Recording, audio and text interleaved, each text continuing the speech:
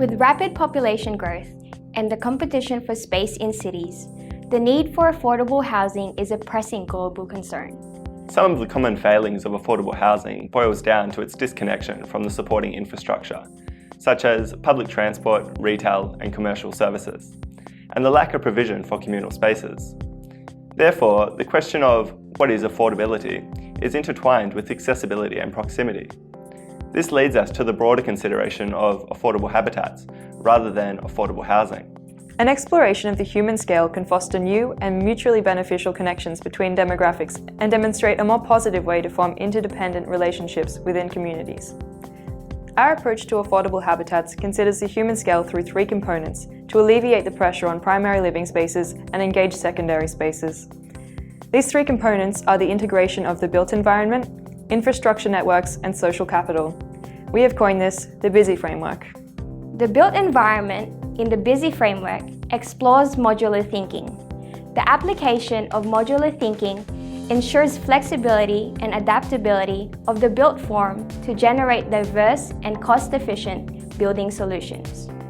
Working with this approach allows varied outcomes, from webbing clusters to grid configurations that are site-specific, site-responsive, and address the whole of life of the built form.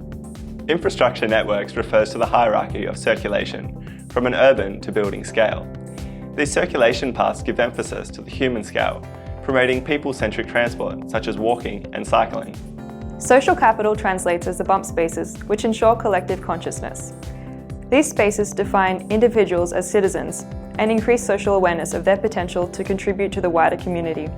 Through built environment, infrastructure networks, and social capital integration, the BISI framework supports lower-income households in compromised situations by providing them with places to live, connect, and gather. With little money to spare, choices of where to live are limited. As they often lack access to a car, students are typically dependent on existing transport infrastructure networks. If living close to campus means living far from home, students also need to rebuild their social capital. Equipped with the principles of BISI, this is an example of how we've applied affordable habitats to this particular student site.